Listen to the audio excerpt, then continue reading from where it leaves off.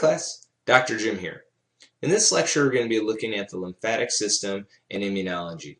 The reason why I put these two together is that they're very closely related. The lymphatic system is a third set of vessels that you actually have in your body. So we know what arteries do from the cardiovascular lecture, and arteries take blood away from the heart. We know what veins do. They bring the blood back to the heart. The lymphatics are actually a third set of tubes that you have inside your body that actually bring any of the extracellular fluid back into the vasculature and back into the circulation of the blood. And so we're going to look at what the lymphatic system is and what it does today and how it plays a role in immunity. The second part of the lecture, we're going to look at the immune system in general. So we're going to talk about the three basic premises of the immune system, or the three layers of the immune system, in that you have mechanical barriers on the outside, then you have specific white blood cells that do something, and then finally you have another set of white blood cells that are very specific in what they target and how they function. And so we're going to take a look at all three of those today. And then finally, when we finish up, we're going to kind of look at a little bit of how the immune system doesn't always work correctly and what happens in those situations. So come along with me and we'll take a journey through the immune system and why you stay healthy. Okay, so our objectives today is, first we're going to look at what is the lymphatic system and what does it do. So why do you have this third set of vessels? What's the point of having these things, and what do they do with the overall body?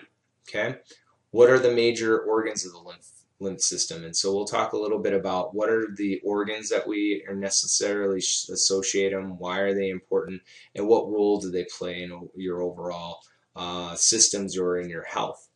We're then going to delve into the immune system. We're going to look at what are the three layers of defense of the immune system. So again, I kind of touched on that already. We're going to talk about mechanical and chemical barriers that you have. We're going to talk about a set of cells called phagocytes that basically eat up things like little Pac-Man. And then finally, we're going to discuss the very specific portion, which are these specific cells that attack and either attack things outside the cell or inside the cells, whether you have bacteria or viruses and things like that. And so we'll look at all three of those things today as well. And then finally, we're going to look at what are the major issues of our immune system. And so again, I'm going to kind of hit home on some of the things, what happens when the immune system doesn't play nice and it actually works against us. And so we'll look at these things as well. So let's take a look and see what we're going to be dealing with today. So the first thing I want to bring up is the lymphatic system. And so the overall importance of the lymphatic system, and you can see here on this diagram, is that it's a set of vessels that basically connect you from every point of your body back into the heart, and so it leads you back to the vessels of the heart. And so it's what we call a fluid pickup system. So it brings fluid that leaves the blood vessels from either arteries or veins, gets around the cells, and then gets kind of sucked back up by this system and brought back to the heart. So you can kind of think of it like the vacuum system of your body. It returns all extracellular fluid back to the heart and back into circulation. So sometimes you might think of it like when you hit your arm and you get it swollen, you might get this really bad swelling that occurs. All that is fluid that leaves the blood vessel. Well, that fluid has to go somewhere, okay, once the swelling goes down. And so in order for that swelling to go down, you have to have a system to take that fluid out of there. Now, it doesn't just automatically drain back into the blood vessels. What it does is it drains into the lymphatic system, and then the lymphatic system takes all that extracellular fluid outside the vessels and brings it back to the heart, where it can be recirculated into the blood. And so that's typically what happens with your lymph system. Okay. The other big role that the lymphatic system plays is that it's a defense system. And so it's a system loaded with monitors to keep track of what's going on in your body. So if you look at the system itself, you can see these little knobby things that are all throughout. And these are lymph nodes. And lymph nodes are very important areas where the fluid comes back.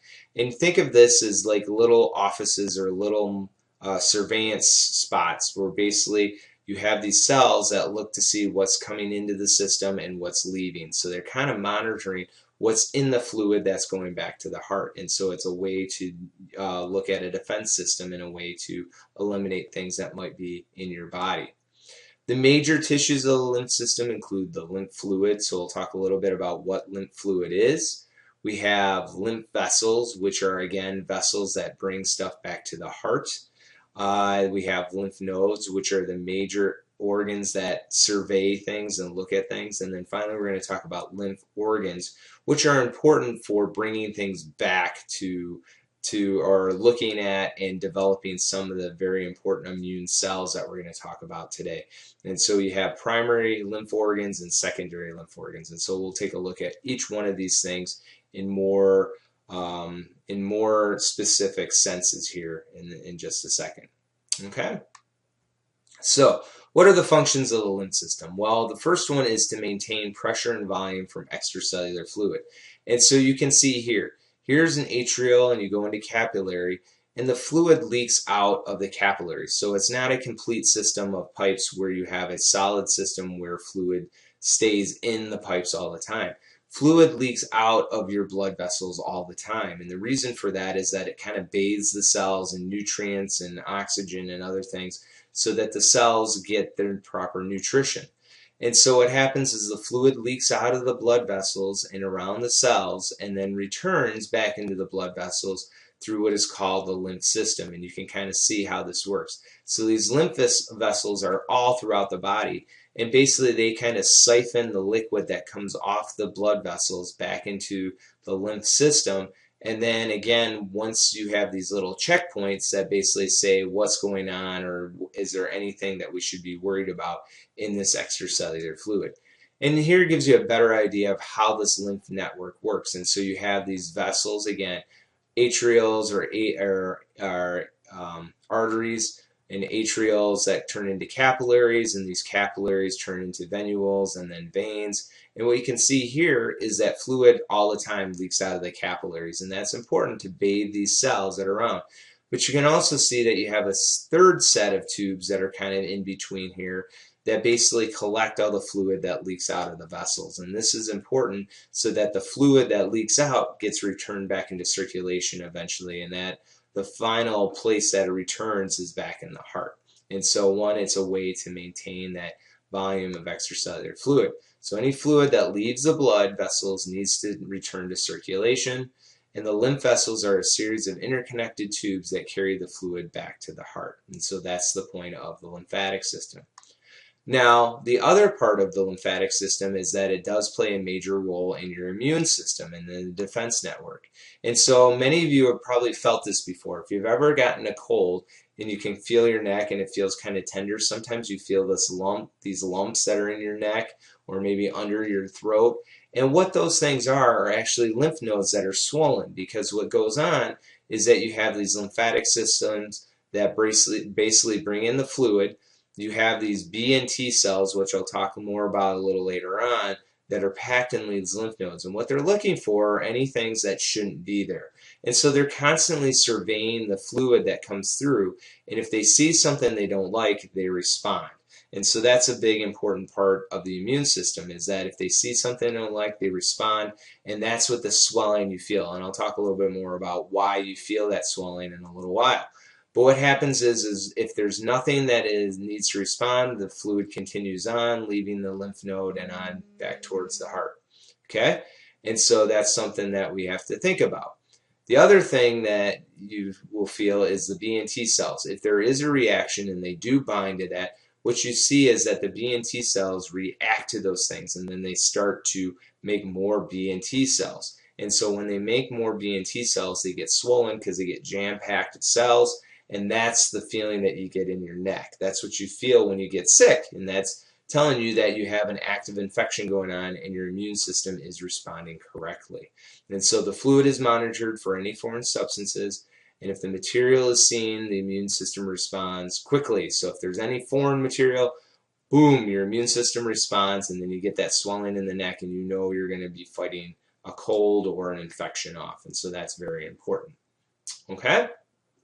All right, so what is lymph? Lymph is a fluid, okay, and it's any fluid that enters the lymph vessel. And so typically you can see here's some lymph fluid. It's kind of a yellowish green color that you have. It's typically a mixture of blood plasma that leaks out of the blood, water, dissolved substances like proteins, salts, and minerals, and then immune cells, the white blood cells. And so we're going to look at more about what these immune cells do and what they react to in a little while. But these are very important in the lymph system. Again, like I said, the lymph system is very important for defense. Now, the lymph vessels themselves act a lot like veins, and so what they have are these big holes in them that allow for fluid to enter in on the side, and then they have these valves that are a one-way only. And so what that means is once fluid comes in, it can't escape out back through the back way, so it pushes the fluid back towards the heart. And so they're very similar to what we see in veins with the valves and that stuff. And again, one direction, valves keep the flow from returning back through the lymph nodes and that. And so the fluid can come in, but then gets pushed back automatically to the heart. So it's a constant system of pushing fluid back towards the heart and back into circulation. Okay? So what are some of the organs of the lymph system? And so the organs are divided into two groups. You have the primary organs, which are concerned where the white blood cells develop and mature. Okay? The first one are the bone marrow, and this is where the B cells mature. And so we call these the B cells because they're from the bone marrow. Okay, they mature in the bone marrow. And so this is the substance that's found in the middle of your big, large bones that you have, the bone marrow. This is packed with stem cells. These cells constantly make red blood cells, white blood cells, and a lot of other cells that you need every day for you to function. So a lot of protein synthesis goes on here, a lot of mitosis takes place here, and so you have a lot of things going on in the bone marrow. The second thing that you have is the thymus, and the thymus is where the T cells go to mature. So the T cells actually develop in the bone marrow, but then they mature and become adult T cells in the thymus gland. Now, if you're asking, where's my thymus gland? It actually sits kind of right above your heart, in the middle of your chest. And as a baby, you actually have a very large thymus gland. But as you get older and older and older, you start to shrink, and by the time you're about 6 years old, your thymus gland is almost non-existent. And that kind of explains why you see that your immune system weakens as you get older, because your systems are not designed to have a strong immune system as you get older, because the thymus gland gets smaller and smaller, you make fewer and fewer T cells, so your immune system just doesn't work as well. And so that's one of the products of aging in that sense. Okay? The secondary organs include any other tissue involved with the lymphatic system. So what's included here? The spleen, so the spleen which sits right by the stomach, so you kind of think about where it is, kind of in the lower, in the upper abdomen area, you have the spleen, and again, that is a very large lymph node, which again has lots of B cells and T cells that are surveying things. It's also the site where blood cells go to, and so you can live without your spleen, but again, you're more successful when you have a spleen in those cases. The other big one are tonsils. So a lot of you might have seen your tonsils before. They kind of sit in the back of your throat. And if you've ever had a swelling of your tonsils, sometimes you can feel it in the back of your throat. It kind of closes up your throat. It makes it feel like an itchy sweater. And so it can be inflamed. And so if they constantly get inflamed and things get caught, it might have problems with sleeping and things like that. You might have elective surgery where you might actually remove the tonsils. And again, you still function as a normal person. Your immune system works just as well. The reason why they remove them is because you're having either issues with eating or breathing or something else, and that your tonsils are constantly being swollen in these cases. The other ones are any lymph nodes of the body. And again, you have a major concentration of lymph nodes in your groin, your armpit, and your neck. And so that's where you really feel it. And so many of you have probably had the flu shot this year. And so when you get the flu shot, a lot of times your arm gets sore for a couple of days, and then maybe like 2 or 3 days later, you might feel some pain in your armpit, and you're wondering, why do I feel this pain? Well, what happens is the flu vaccine actually works its way through the lymphatic system, so it gets deposited in the muscle and eventually ends up in those lymph nodes that you have in your armpit. And what goes on there is your immune cells, those B and T cells, see that flu vaccine and say, aha, this is something I need to make a response to. And so what you feel when you have the pain in your armpit is that basically you're feeling that immune response taking place. And so it's actually making T cells and B cells to be reactive, so that once you are ready to go, you're now protected against the flu for that year. And so that's a real important thing. And so that's why the lymph nodes are there. They're there to survey, see what you've come in contact with, and ready to tackle it if you need be. Okay? And so that's the lymphatic system in general. So the next part of the lecture we're going to look at is the immune system. And so we're going to see why you do so well and why your body responds and blocks, these pathogens that are constantly and infections that are out there that are trying to get in. And so we're going to look at the different types of immune systems that you have. Now, if you remember, maybe back from the prokaryotes and that stuff, I talked about infections and parasites and things like that. Well, what we call any foreign substance that enters into the body, we call that a pathogen. And so this can be something as simple as a virus. And so obviously influenza is big because we always worry about flu during the fall and winter. And then obviously in the news lately, Ebola has gotten its rear ugly head out. And so you see this thing and you hear about it, and yes, that is a virus, and so that is considered a pathogen. Another thing could be bacteria, and so we have all different types of bacteria that can cause diseases. And again, we talked about that under the prokaryotes and what they can do. We have funguses that can cause disease. We have protozoans that can cause disease and get into the body. And again, we've looked at this already when we've done the survey in the last couple weeks. And then the multicellular animals. Now, you guys looked at worms a couple weeks ago. And again, we talk about the flanerale worms, the flukes, the tapeworms, things like that. All these worms can cause problems inside the body. And this is what your immune system is geared to fight for. And so all these things are all called pathogens because they get in and they cause disease. Okay? And so the immune system is a series of defense mechanisms to protect, hunt, and destroy these pathogens, and so that you can live a very healthy life. And so that's the whole point of having an immune system.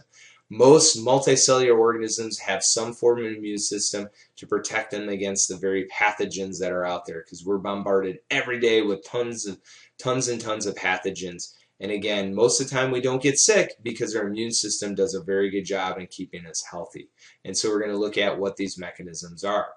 So I talked about the 3 layers of disease before, or defense. And so the first layer, and I always describe these either being specific or non-specific. And what I mean about that is that if they're non-specific, it doesn't matter if they're a virus, bacteria, fungi, a protozoan. These guys tend to block everything, and it doesn't discriminate what the thing is. They just want to block it and get rid of it. Okay, so we have this first layer of defense. It's non-specific, meaning it can tackle all types of different pathogens and doesn't matter what you are. Now, the first thing we can talk about is mechanical barriers, and these are things on the outside of your body that protect you from things actually getting in. And this includes things like your skin, which is a very solid protection, and the only time you get sick is when the skin rips or tears. And you have lots of mucous membranes. So any opening that's open to the outside world, including your mouth, your nose, your urethra, your anus, is loaded with mucous membranes around it. And what these are the different series of sacs that allow you to basically, that produce mucus and catch things from coming in and getting you, protecting you from getting you sick. So what happens is these mucous membranes are there to trap the outside pathogens from getting in the first place. And so they do a very good job. So especially in your nose and your mouth, where most of the things actually come into your body, those are loaded mucous membranes which actually protect you and trap these things from even getting any farther than where they go, either in the nose or the mouth. The second type of mechanical barriers are called chemical barriers, and then these things include sweat, tears, saliva, wax, mucus, and stomach pH. All these things are different types of chemicals that we have that have anti-pathogen properties. A lot of them have antimicrobial properties, meaning that they attack bacteria, they can attack protists, they can attack even fungus and that stuff. And so there's reasons why we produce these things. Sweat, tears, and saliva all have lysozyme, and lysozyme is an enzyme that goes in and destroys pathogens on contact. Wax in your ears help trap pathogens so they don't get into your ears and that stuff. That's the reason why you produce this. And again, mucus is a very sticky, salty substance that allows things to stick in, capture it, and then destroy it. And so that's the reason why you have it. Now, the last one I have down here is stomach pH. And you may not realize this, but most of your immune system, your first layer of immune system, deals with swallowing things. And so when you sleep at night, you have cilia in your respiratory tract. So you're breathing things in all the time. And your cilia do a very good job in the mucus trapping those things. And what the cilia do is push those things up, and while you sleep in the middle of the night, those things work to the top of your throat, and then you swallow them. Whether you realize it or not, you swallow lots and lots of things, and the reason why you swallow them is because your stomach acid will go and destroy all those pathogens. And most pathogens cannot tolerate a very strong acid, and so the acid pH of your stomach destroys those pathogens, and it does a very good job. So those are all the first layer of mechanical and chemical barriers to protect you. Now, if a pathogen somehow gets by these first layer mechanisms, you have a second layer, which again is non-specific, meaning it will go after any of these things and it doesn't care what it is. And these are typically what we call phagocytes. And phagocytes, if you want to think about it in terms of a real world type of thing, think of it as Pac-Man. Now, most of you probably have heard of Pac-Man before. Maybe you're a little young for that, but Pac-Man was a video game from the 1980s where you went around chomping little dots, okay? And these white blood cells go around chopping up little pathogens, and so you have a couple of different type of phagocytes. One of them being called neutrophils, which are very important. They go in and destroy things and kill things. And then you have monocytes, which are a little bit more important in the sense that they chew things up and then they present it to other cells. And so, again, these guys go in like little Pac-Men, eating up the pathogens when they come across them, once they sneak through those first line of defenses. Okay, so the second line you have is these white blood cells that do this. Now, another type of white blood cell you have are called granulocytes, and granulocytes release granules that destroy pathogens. And so these are like ticking time bombs that you can kind of throw. So think of them as like little grenades. When they see a pathogen, what they do is they release their granules and they stimulate the immune system to attack. And so they're kind of like little ticking bombs or little grenades that go off all the time when a pathogen comes in their way. And so what they do is they react, they release these granules, and then you have an immune response. And these include things like basophils, eosinophils, and mast cells, which all interact and respond to these different types of pathogens. Okay? Now, another thing that you have is inflammation, and this is our body's own reaction to an infection.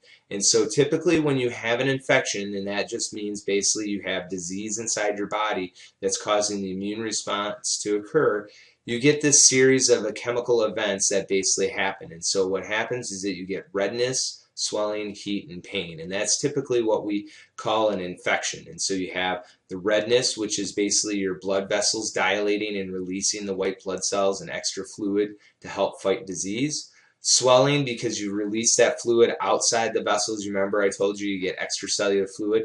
Well, if you release more fluid from your blood vessels, you're going to get more swelling. The heat is due to, again, the vasodilation and the release of blood into the extracellular space, so you feel more heat. And then the pain is because you have lots and lots of nerve endings. If you remember back to the integumentary system, I said you have lots and lots of little nerves that run through your skin. Well, as soon as you have more swelling and pressure against those things, they tingle the nerve, and then you feel pain. And so that's the whole idea. And so it kind of tells you that, hey, you got something going on here, and if it gets bad enough, you might want to get it checked out. And so that's your body's own response to an infection. And so that's what you have, and that's called inflammation. Okay? And so we describe this as redness, swelling, heat, and pain. All right, now the third layer of defense is very specific. And what I mean about that is that it has specific cells that attack specific pathogens. And so you have these cells that are marked for only a specific type of pathogen. The two types of cells that we discuss are lymphocytes, and these lymphocytes are specific white cells called B cells and T cells. Now, if you remember back to the lymphatic system, and I talked about where these guys mature, the B cells are from the bone marrow, the T cells are from the thymus, okay? And these guys have two specific roles. The B cells attack invaders outside of cells, and the T cells attack invaders inside cells. And so they do two specific things. So the B cells, again, from the bone marrow, produce antibodies. These are proteins that allow you to flag and attack pathogens that are floating in the outside. So these are proteins that bind to foreign material. So here are the antigens, and so antigens are foreign proteins, and your antibodies are what are made to bind to these antigens that block these reactions. And so you make lots of these proteins throughout your blood.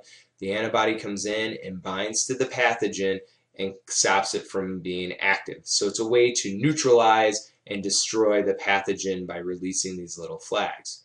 Okay? The other types of cells you have are called T cells, and T cells are from the thymus, or they mature in the thymus. That's why they're called T cells. And these are cells that target and destroy. So they look for cells that are not looking right, and they say, okay, it's time for you to die, cell, and it goes in and destroys the cell. And so they have this cytotoxic nature to them. Okay, and so both need to see the pathogen first in order to respond, because they're very specific. And so you only have certain types of B and T cells that will only react with certain types of pathogens, and that's very important. So they're very specific. Okay, and then both, what the nice thing is develop memory. So if you get exposed to something at some point in time in your life, your immune system will remember that, keep a mark of that, and kind of keep a hard drive of it, so that if you have anything that you come in contact that look very similar, it's ready to respond and you don't get sick again. And so I like this little cartoon, because after it eats and chomps away the pathogen, it has dreams about that pathogen, and anytime that pathogen comes back, this guy is ready for the attack and ready to strike again. And so that's a really cool thing. So your cells actually make memory. And so those are the 3 lines of defense. And so we have mechanical and chemical barriers, which are the first line. These actually protect the body from outside and pathogens. If the pathogens somehow make it through the first line of defense, you have the second line. The second line comes in and prevents the infection by going in and eating things. And again, very nonspecific, doesn't matter if it's a virus, bacteria, what it is, goes in and eats these things up. If somehow the pathogen gets behind the second line of defense, you have now this very specific third line of defense that says, okay, let me make a really good response. I'll either attack it from the blood, if it's in the blood or in the extracellular fluid, or I'll see a cell that's infected and I'll take out that cell before the virus can spread to other cells. And so this is what the immune system does. It does a lot of different things, having these different levels, and you can see how they all interact. Now, the immune system does a very good job throughout most of your life. However, it can cause problems, and probably many of you have had some of these issues. And so now let's talk about some of the issues that we deal with the immune system. The first one being allergies. And allergies are actually an immune response that you have to certain things that are found in the environment. Okay? So again, these are foreign materials, but what happens is your body makes an overall overwhelming response to these, or hyper response to these pathogens. Okay, so what happens is that you get an initial contact with that allergen, you make a response, and now what happens is now you have made this pre-response ready to go, that the next time you come in contact with it, your cells respond overwhelmingly and cause you to feel bad. Now you can have 2 types of allergy responses. You can have a localized, which includes itchy, red, itchy, watery eyes, sneezing, congestion, and runny nose, itchy and sore throat, postnasal drip and cough. Could be things like hives, could cause diarrhea, could cause other things that happen on the skin. And a lot of times what people will do is, if they have severe allergies that are local, what they'll do is they'll go in and they'll get a skin test done. And what you can do is actually inject a little bit of the antigen or protein underneath the skin and see if you react. So you can see on this person, they had a skin test, and you can see that you have a lot of different reactions to a lot of different things. So this person is allergic to a feather, cat, dog, horse, to pollen, grass, and daisy, birch pollen, and maybe even a little, it looks like plain pollen, but I'm not sure what plain pollen is. But any of these things, or plant pollen, maybe that's what it's supposed to be.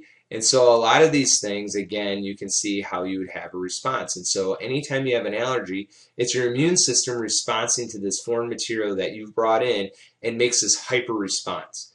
Now, that's a localized infection. However, sometimes you can get a systemic infection. And so this is in those serious cases. So you may have heard of this before. It's called anaphylactic shock.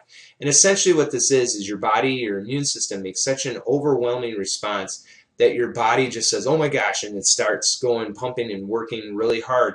And what that causes you to do is basically shut down your whole body system. The response is so great that your organs start to shut down, your respiratory system starts to shut down, and your cardiovascular system starts to shut down. Everything doesn't work anymore. You go into shock, and then you die. And so this is why people carry around an EpiPen. So if they know they have severe allergies, a lot of times to bee stings or to some other things, maybe peanut allergies, They use this because they need to make sure that they don't go into this anaphylactic shock, and if they do, they can inject this pen to keep their heart going. It's basically a boost of adrenaline to keep their heart going so that they can get medical attention right away. So if you're one of those people that know that you have a severe allergy to things, you might want to consider carrying around an EpiPen just in case that if you don't want to have a situation where you go into anaphylactic shock and possibly die. Now, a lot of people have these things, and I don't want to make you frightened of these things, but you will know if you have severe allergies or not. And so, again, you can always get those treated and looked at by an allergist. So make sure if you do have any of these things that you get them checked out. Okay? Now, another issue that you can have with the immune system is the ABO blood type. And I don't mean an issue with what type of blood you have, but it does kind of play a role in how the blood system works. Okay? Same type of thing. Now, if you remember back to when I talked about blood in the cardiovascular, if you've already watched the video, you know that we have really 4 types of blood. You have A, B, AB, and O. And basically what that responds to is what type of protein on your blood. If you have A-type blood, you have this A protein on your blood cells. If you have B-type blood, you have this B protein on your blood cells. If you have AB, you have both the A and the B. And if you have O, you don't have either one of those proteins on the blood. Now, the other thing you make when you have this blood type are called antibodies. And antibodies, again, are like little snipers that go out and attack foreign material. And so they're looking for the opposite blood type. So if you come in contact with the opposite blood type, these antibodies respond and destroy those blood cells. And so you make the opposite of whatever your blood type is. So if you're an A-type blood person, you make the anti-B antibody. If you're a B-type blood, you make the anti-A. If you make the O, you actually make both types because you can't have A or B blood. And if you're AB, you actually don't make any antibodies. So what does this all mean when we look at the whole realm of things? And so this just kind of shows you in words what I mean here by saying, do you make an antibody or not? So what does this all mean? Well, this means if you have type A blood, you cannot get B blood or AB blood.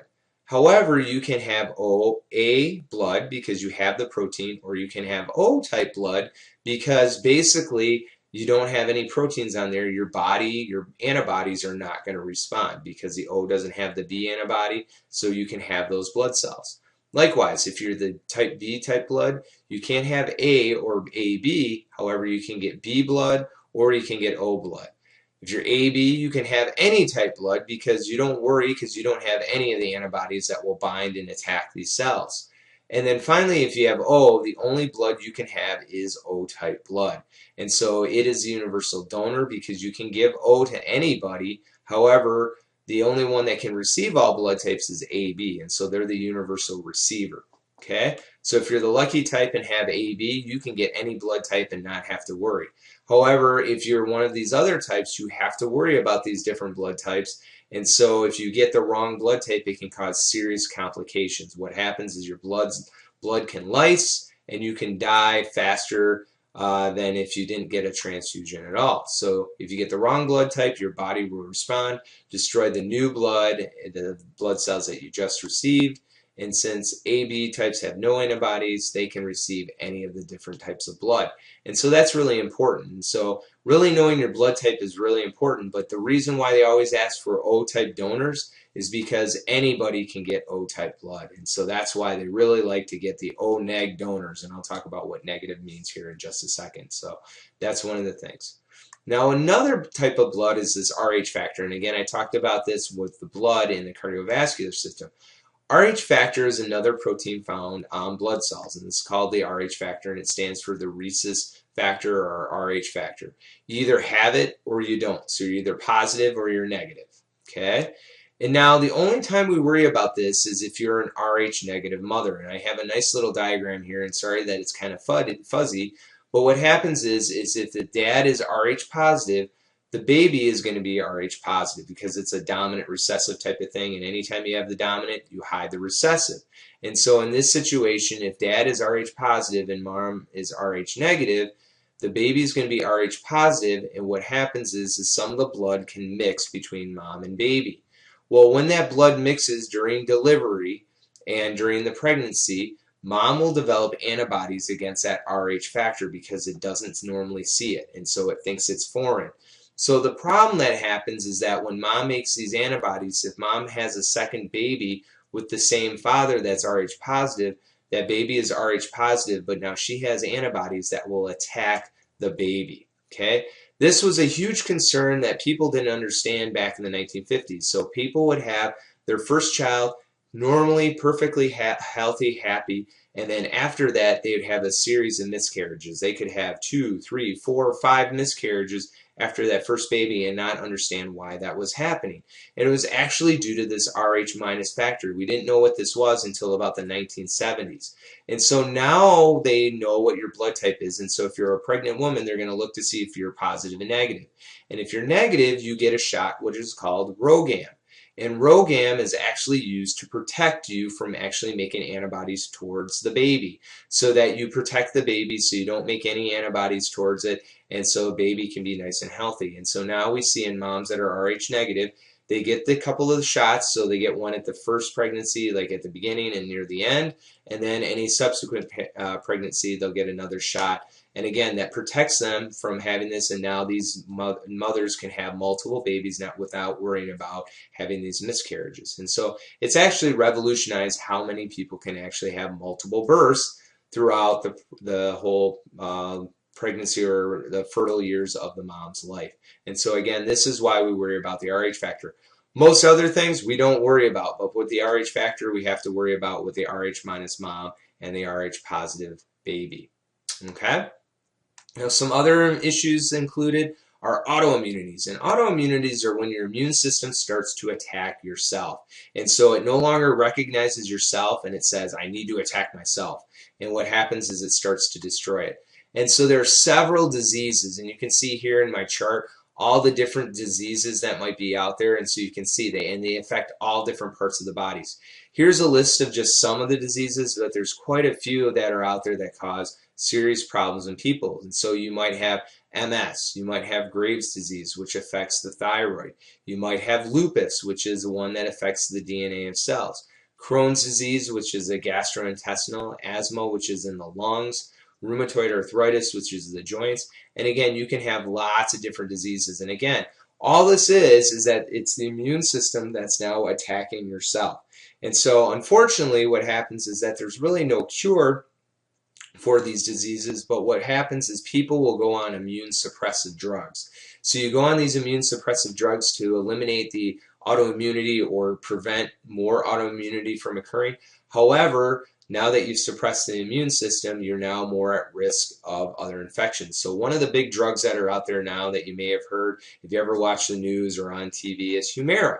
Humira is for asthma and autoimmune type of situations. So you might see it with plaque psoriasis. That's another one. So a skin disease where your immune system's attacking.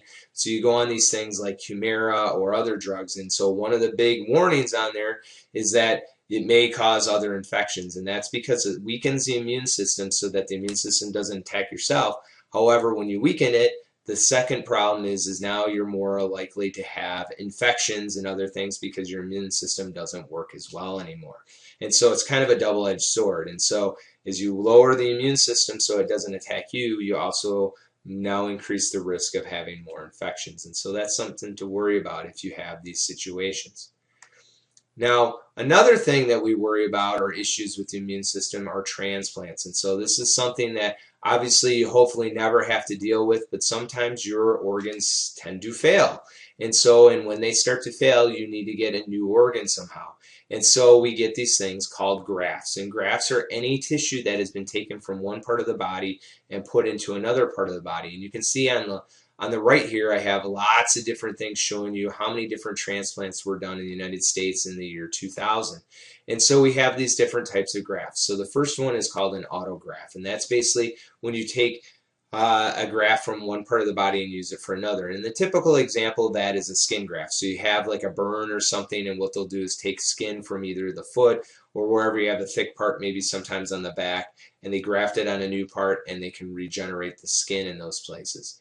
Now, if you're lucky enough to have an identical twin, which I'm not lucky enough, but if you do have one, you can actually get something called an isograft, and that's basically taking tissue from your twin and putting it into your body. Now, an identical twin has the same DNA, has the same immune system, so they're going to behave the same way.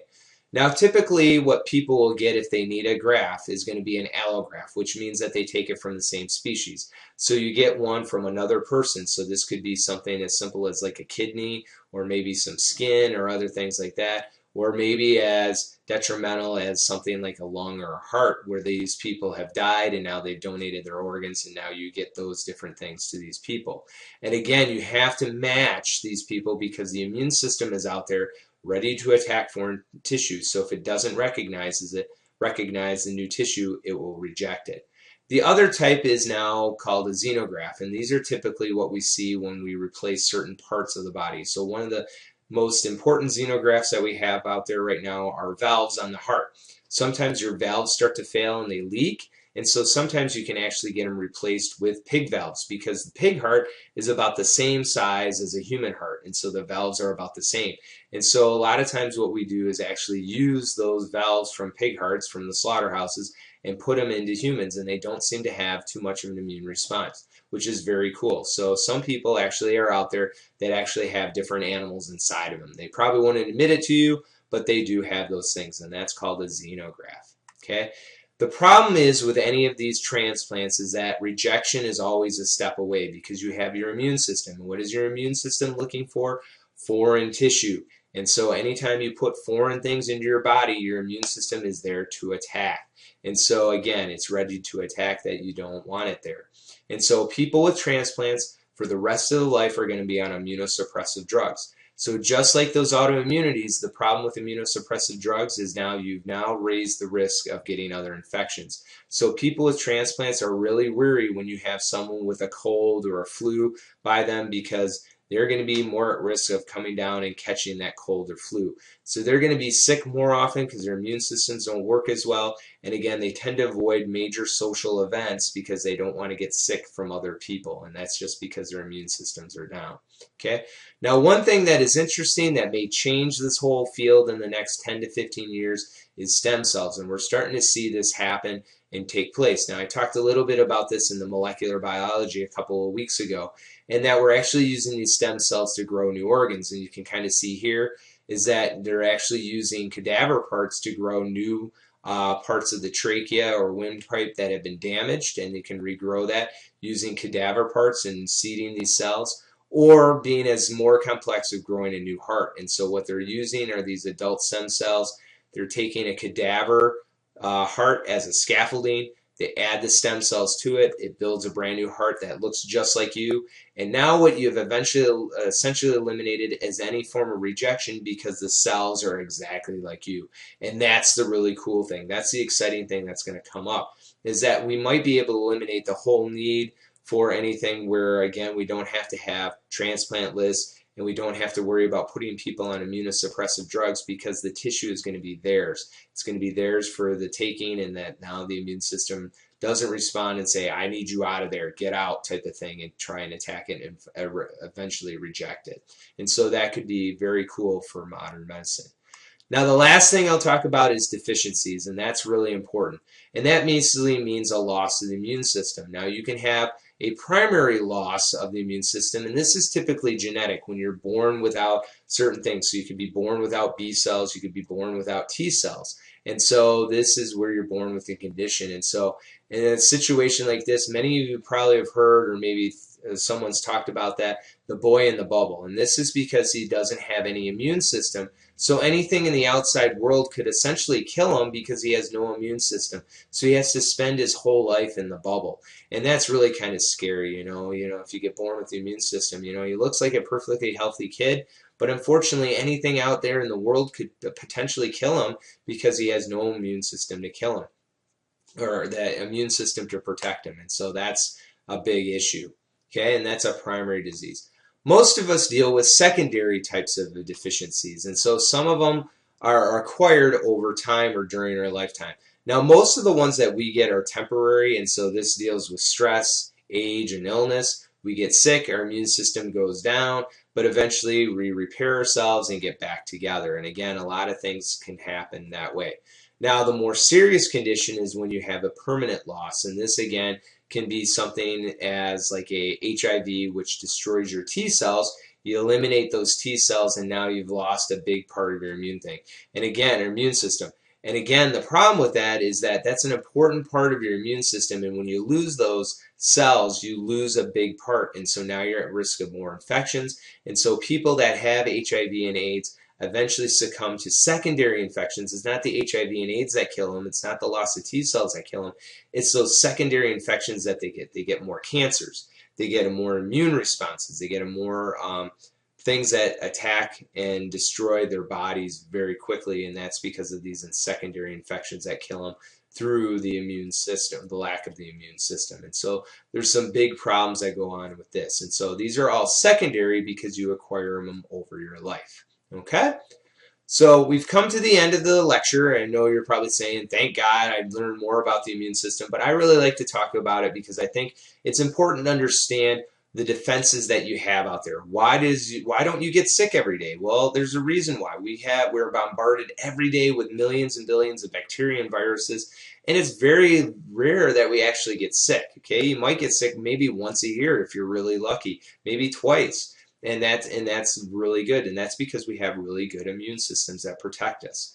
So let's look at what we looked at today. So to summarize, we have the lymphatic system, which is a series of tubes and tissues that function to return extracellular fluid back to the circulatory system, and it also monitors for pathogens. So it's very important not only to bring the fluid back to the circulatory system, but also to look as a defense mechanism. The lymphatic system is made up of two sets of types of organs. You have the primary, which is the bone marrow and thymus. Remember, B cells and T cells, that's where those are made. And then you have the secondary organs, which include the spleen, tonsils, and other lymph nodes. And again, these are there to survey what is coming into your body. This is where we respond. Think of that flu. You remember when I talked about the flu vaccine? Armpit gets sore. It's because your lymph nodes in your armpit are responding to that vaccine. Now, the immune system is very important for protecting and defending your body against any foreign material, which we call pathogens. Pathogens can be viruses, bacteria, fungi, protists, worms, any of those things that are not supposed to be there. You have three lines of defense. The first two are nonspecific, meaning they attack whether it's a virus, bacteria, fungi, or any of those things, and they go for it and they just attack. And again, it's basically the first line protects you from keeping things out of your body. If they make it into your body, your second line goes to work and destroys them like little Pac-Men. And then the third line of defense is your T and B cells, which are very specific, and then they attack with specific proteins and other cells that go and destroy, so very specific. And then finally, if you have issues with your immunity, again, we talked about all these different things like allergies. Allergies always bug people. You can have autoimmunities, which can cause your body not to recognize self anymore and your immune system actually to attack yourself. And then we talk about transplants and rejection and loss of immunity. So lots of different things that can happen to your immune system and cause you to have more problems, especially as you get older. So with that, we've come to the end of the lecture. If you have any questions about anything, I'm really excited to talk about this stuff. Please feel free to ask me or Miss Jill about anything that you might have. We're getting close to the end. Next week is the last set of lectures, so hope you're looking forward to that and that. And if you have any questions, please let me know. So again, I thank you for watching, and I'll see you next time.